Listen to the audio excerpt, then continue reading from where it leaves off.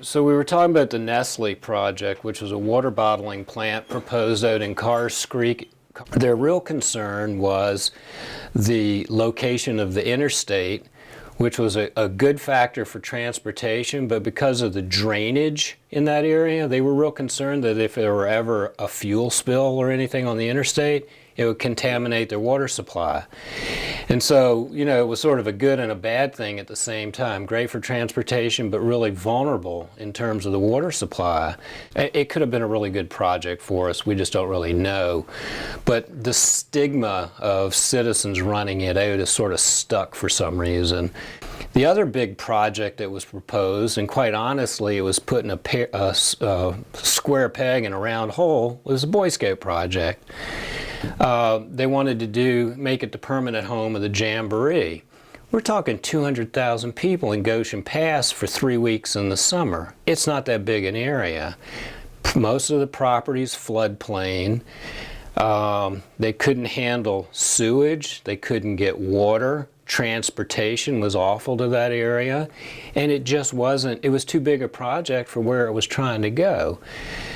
A huge citizen opposition. Save Goshen Pass got started and a big campaign about it, but I have to say, rightfully so, it was not a good proposal for that piece of property. And then I guess the third big one that got booted out of the area was the Meade-Westvaco project in Buena Vista. And I think today everybody goes, that was a bad idea. Buena Vista decided really late in the game that Meade-Westvaco wasn't a good fit for their industrial property.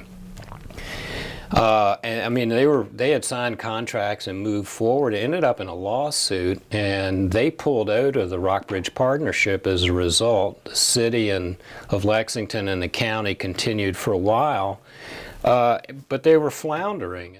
Well, and you know, I don't blame folks, but neighbors decided, here's our opportunity to not be impacted by an industry next to us in an established industrial park, mind you.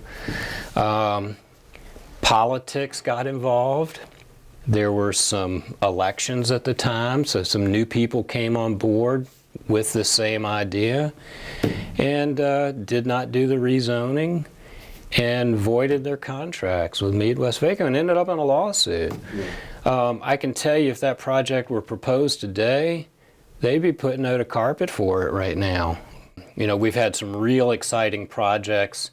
Devil's Backbone out on Route 11. I see a lot of W&L students and parents out there. Is just going like gangbusters right now. It's a fun project. We have a performance agreement with them. It was county property. We had set up a 5-year time period where, based on a value of their investment in job creation, the 12 acres was theirs. And they met the performance agreement in a year, actually. So they've already got a second building under construction. We were hoping in 10 years to have at least 10 employees. They have 30 now in 2 years. You know, it just doesn't get a lot better than that right now. In the Ray Feen area, and Bobby Bergstresser, owner of Lehigh Truck Stop, bought White's 3 years ago. And he is just doing a wonderful job, you know, bringing White's back up to where it was years ago. Lots of improvements. We sold him 115 adjoining acres that the County Economic Development Authority owned, and we're helping him market that property. So he's expanded the truck stops. He's got a logistics business going in. He's got a doctor's office now for Upper Rafine area that's really successful. We're working on a regional artisan center in the area to really promote Virginia products. And we're hoping if we can get that rolling, then there's going to be other spin-off development in that area. But, you know, I've got three really nice buildings in the industrial park that are ready for manufacturing.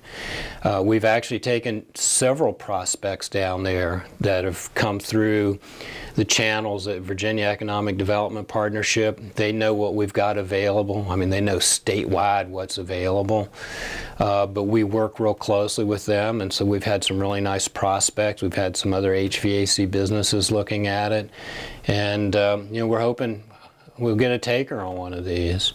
So, you know, I think it's a real exciting time right now, and I think we've got a very positive business climate, and I'm sorry for people that have memories that just don't go away.